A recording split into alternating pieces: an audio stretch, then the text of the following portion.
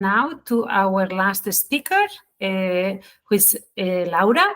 Laura is also a chemical engineer, also based in Valencia, with a master's from Cranfield University in the UK. She has a track record working in research and development and also project management at international companies, and she joined AIDIMME in 2017. Since then, she has contributed to many national and international projects, and she has transferred, or she's transferring at the moment, her knowledge and experience to MSc students at the Polytechnic University of Valencia, where she's also undertaking her doctoral studies. I'm sure that you're making a great role model for them, Laura. And as a guest to the project LIFE Waste2Coag, she works with AIDIMME in the design, commissioning, and operation of the electrolytic pilot systems. So, without further ado, Laura, the floor is yours.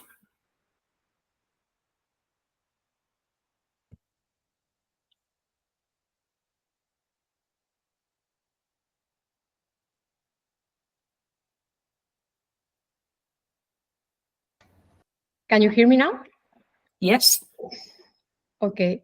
I will try to share my screen. Please let me know if it's working. Do you see the presentation? Yes, it's loading now. Okay, thank you. Thank you, Blanca, for the introduction. In this presentation, we will first review the technical concepts of our project. Then we are going to see the key innovations of our LIFE solution. Then we will explain the metal scrap selection for our system and see some pictures of the coagulants that we have generated in the pilot plant. Okay, as you know, this is a multi-sector approach because all the different streams of the project come or belong to very different industries. As you know, the main objective of the project is to generate high-quality coagulants, which are going to be used in the wastewater treatment plants, both from industrial plants and the wastewater treatment plants. For that, we need to control the key parameters of the electrolytic system, and we have to be very careful with the inputs of this plant. On the one hand, we have the brines, which are the high conductivity liquids that come from desalination plants and from industrial plants. And on the other hand, we have the scrap metals that come from the metal industry. The focus of today's webinar is going to be the selection of these scrap metals, okay? A quick review, the coagulation is a wastewater treatment in which we destabilize the polluting particles from water so they can settle and they can be removed from water. The conventional coagulation does this by means of the addition of reagents like chemicals such as the iron and the aluminum salts. And in the electrocoagulation, we are doing the same, but by the use of the electric current. So we can generate the active species directly, okay, in situ.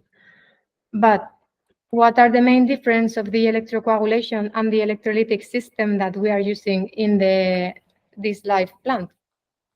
In here, we are going to see the comparison with of the electrocoagulation and our system, okay? First, the objective of the electrocoagulation is normally the wastewater treatment, while in our case, we want to produce coagulant and valorize the wastes, okay? Both the metal scraps and the brines.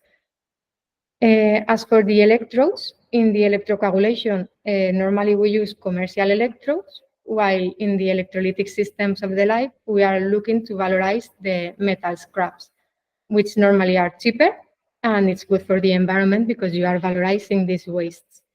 On the other hand, the electrolyte in the electrocoagulation is normally the wastewater that you want to treat. And in our case, we use the brines, which are high conductivity liquids, which means that we use a lower power consumption, and we prevent them from being released to the environment, which is harmful for the ecosystem because of the high salinity of these liquids. Besides, regarding the versatility, the electrocoagulation is normally a standard process, while in the LIFE Waste2Coag, we have to cope with a wide range of qualities, both from the metal scraps and the brines, and also we have to be able to deliver a wider range of qualities of the coagulant, depending on the necessities of the end users. Okay, the input and the final requirements are usually not the same. As the similarities of both processes, we have that they are both easy to operate because they can be controlled by the power source. So with the power source, you can control the reaction and you can generate the amount of coagulants that you want in situ. None of them uses reagents in terms of acids or bases, or the coagulants, of course, which means that we produce less sludge, which is good.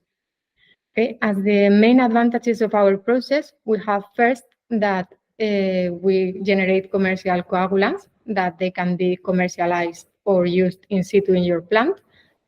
We are valorizing wastes, the metal scraps and the brines, and we have a low power consumption because of the high conductivity of these brines. As for the scrap metals, we have said that this is obviously not a direct operation. For the metal selection, we had that we will talk about the quality in the next slide. Then about the price, we know that no one can guarantee a stable price nowadays, but at least we are looking for a lower price than the commercial electrodes. Then as for the shape, the scrap market has a wide array of shapes going from profiles, coils, corners. And in our case, we are limited by the reactor configuration because we are using a filter press configuration. And that means that we have to use the flat sheets, as we can see at the bottom right of the slide. Okay, as for the thickness, dimensions, and quantity, these are physical specifications that depend on the quantity of the coagulants produced. As for the thickness, the more weight, the more metal that we can dissolve. So we have to make sure that the thickness is enough to withstand all the project duration for the coagulants that we want to produce. For the dimensions and quantity, they are defined by the current density that we want to apply in our process. So we will have to shape this as well and define this as well. And finally, we had to look for a good availability. Of course, the metals have to be ready for when we wanted to buy them in the process. Last but not least, we had to seek and select the supplier that met all these requirements, which is not easy. Okay. Then the quality requirements, as we have said, not everything is welcome in this plant. We are looking for the highest purity of the metals, or else we can contaminate water, we can inhibit the biological treatment, or obtain a low quality of the coagulants because of the impurities that the metals may contain. Okay, for example, in the case of the ion electrodes, the use of the stainless steel or galvanized steel is directly not allowed because they contain a high amount of chromium or zinc in this case.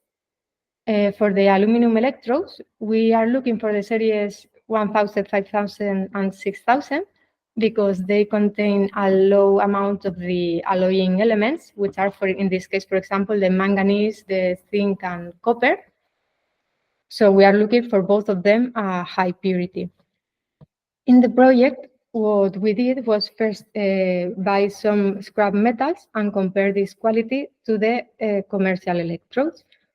We took some samples and compared their purity using the spark emission spectroscopy, giving great level of purity. For the ion, the 99.5, and the aluminum, 96.8, which was really good. But besides this, we did some validation tests in the lab using the maximum current density just to check that the dissolved impurities were within the limits of discharge. Okay, so everything was safe for the biological treatment and the discharge parameters. As these results were good, we considered that the electrodes were suitable to produce the coagulants. We bought all of them, and after that, we proceeded with the installation of the electrodes in our electrolytic system. We bought them, then we had to take a lot of times the measurements of the electrodes. As you see here in the presentation, we used a wooden electrode, and to check that they fit inside the reactor. Regarding the connections, nothing is left to chance. The section of the connections have to be carefully calculated considering the different conductivities of the iron, the aluminum, and the copper wire to make sure they could resist the current that was going to flow through them, and so make everything safe. Then, I don't know if in the picture it can be seen that all the anodes are connected to one side of the plant, to this bus bar, and all the cathodes are connected to the other side of the plant, just for the sake of safety, so the operators can be safe as well. Finally, we are showing you some pictures of the coagulants. In the left one is the iron coagulant, and in the right picture is the aluminum coagulant that we have produced in the plant. And of course, we have here the VIP visitor that came once to the plant, the dragonfly. As the conclusions, we have overviewed the process. We have seen the advantages of the LIFE Waste2Coag solution. Then the scrap metals, we could valorize the scrap metals into coagulants in a pilot scale and generate them with good results. And finally, we would like to emphasize that there is no magic in here. Everything has been calculated, and the design of the plant has been based on the coagulants that we aim to produce.